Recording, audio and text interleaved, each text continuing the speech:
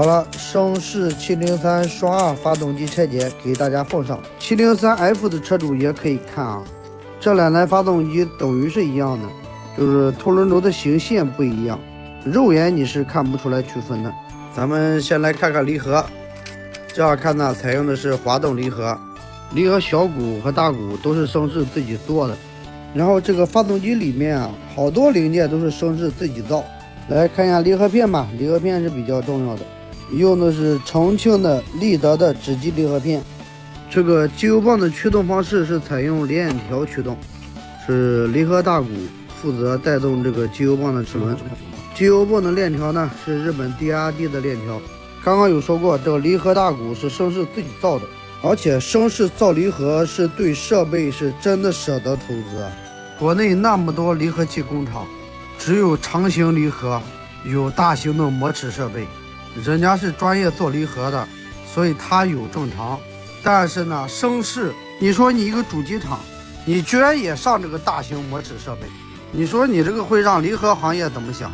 所以盛世對設備啊是真捨得啊。拆掉它的机油泵，咱們繼續啊。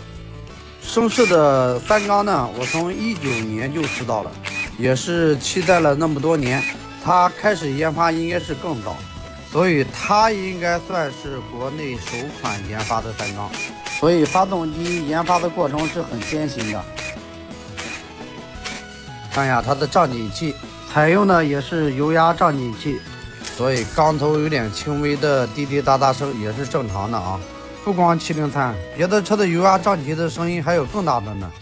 先來看一下排氣凸輪的材質，教大家怎麼看啊。像這個合膜線是寬的，就是我手指的這個地方啊，是寬的，就能看出來這是個鍛造凸輪軸。所以呢，這個排氣凸輪是鍛造的。再來看看這個進氣凸輪軸，我們來繼續找合膜線，在這裡這個合膜線呢是一條細線，說明這個進氣凸輪是鑄造的。冷機鑄鐵的，這樣的話大家是不是也會看了？所以呢，之前有人質疑我拆機能看出來是鍛造件還是鑄造件，說是扯淡，這個真不是扯，根據特徵是可以分辨出來的。好了，咱們來看一下它的缸頭結構，這個缸頭的結構是非常的新穎。排氣凸輪這邊呢採用的是指形搖臂，進氣這邊呢用的是气門挺柱，而且這個气门挺柱還做了 DLC 工藝處理。DLC 涂层的優點呢，我之前有給大家講過，通俗的理解呢，就是上面做了金剛石塗層。我再偷偷的告訴你們，這個 DLC 工藝也是盛世自己做的，別的主機廠呢，這個工藝都是外包的。這也就是為什麼盛世的工廠看起來很高大上，因為這些高端的設備呢，本應該出現在配套廠的。結果呢，盛世自己也有一大堆，所以盛世的工厂還是很有看头的。我認為好的東西要宣傳出去，我建議老陶定期搞工廠開放日，讓更多的摩友去見識一下盛世的工廠。估計再看視頻呢，很多都想看，是不是？反正我是得找機會去。這缸頭就拆完了，這個結構確實全球找不到第二個。好，來看一下它的缸，這燈光一打，漂亮吧？這個是電鍍陶瓷氣缸，還是一體式的。這個陶瓷氣缸呢，也是盛世自己做的。你看啊，別的主機廠跟配套廠都是融洽的合作關係。盛世這邊，這配套廠們估計都萬萬沒想到，有朝一日他們跟主機廠也成了競爭關係。好，講一下這個一體陶瓷氣缸。這種一體式的陶瓷氣缸呢，它的加工難度更大，然後良品率更低。所以你看，很多大贸車都採用分體陶瓷气缸，你比如說川崎啊、貝納利這全系都是分體缸，包括雅馬哈R1啊，它也是分體气缸。國產機更不用說了，那是清一色的分體陶瓷气缸。只有這個703大膽的採用了一體陶瓷气缸，肯定是誰都知道一體陶瓷气缸好啊，但最終還是要考慮成本的，一個加工難度，另一個良品率。因為不良是不能用的，所以間接就導致它的成本高。所以气缸這塊給盛世點個讚，而且這陶瓷缸的硬度做到了700，這個硬度應該是在售的大貿國產裡面沒有能超過的了，持平的都沒有。教大家辨認一下啊，說的是分體鋼就是這種，中鋼是單獨的。你看這個中鋼跟箱體就連在一塊的，這種稱為一體鋼。分體鋼的優點也是有的，你比如說萬一玩壞了，它可以單獨更換，陶瓷鋼一般玩不壞的。看一下石龟链是日本的 DRD 石龟链。都看到这了，喜歡視頻的給咱點個讚唄。來繼續往下拆，看一下線圈出來的線啊，這703的線是真粗。我拿一個川崎的過來跟它對比一下啊，這個誰粗誰細不用我多說了吧。這個線粗一點也好，我打聽了一下，703發動機的發電是400瓦，所以对於改動有特殊需求的，這個應該夠你用。水泵呢就是靠平衡軸的齒輪來驅動的。翻過來拆它的油底殼。這台機器的冷卻方式是雙冷，水冷加油冷。因為問老陶要過來這台機器呢，油冷沒帶過來，大家可以趴車前面看一下，它是有一個水冷器加上一個油冷器。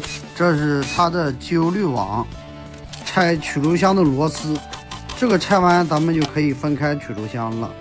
好，咱們來看看它的曲軸瓦。這樣看呢，根據光泽它是同基瓦，用的是祥生貝克的同基瓦。拆掉它的平衡軸，咱們来繼續看一下軸承。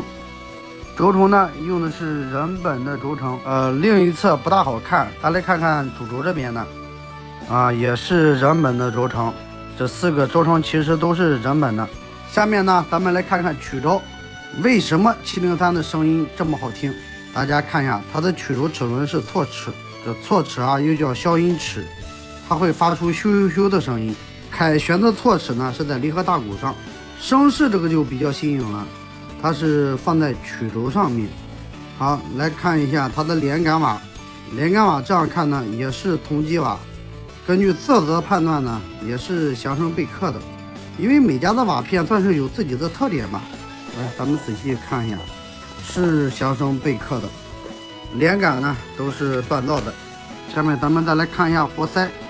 活塞呢是鍛造活塞，裙部是刷了石墨，然後頂部是做了微幅氧化工藝處理。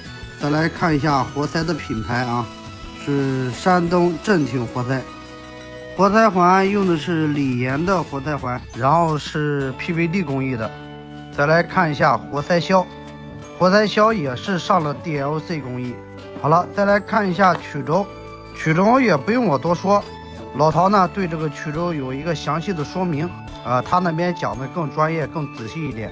我這邊就補充一下呢，這個曲軸是各木鋼鍛造曲軸。剩下倆活塞我也不用拆了啊。這就等於拆完了。總體來說用料還是很不錯的，經歷了5、6年的打磨，曲軸確實也是重新設計的。這個錯齒結構在聲音方面確實讓大家挺滿意的。上的是鍛造活塞微幅氧化工藝，該用的也都用上了。對了，補充一下，聲勢的這個齒輪啊都是自己做的，所以他自己自足的能力是很強大的。最大的讚應該給這個一體式陶瓷氣缸，作為一個主機廠能把這玩意玩明白，真的是不簡單。然後這個獨特的鋼頭結構，關於為什麼採用這種結構呢？老陶也是做了一個充分的說明，我直接截個圖給大家看。好了，本期視頻就到這裡，感謝大家觀看。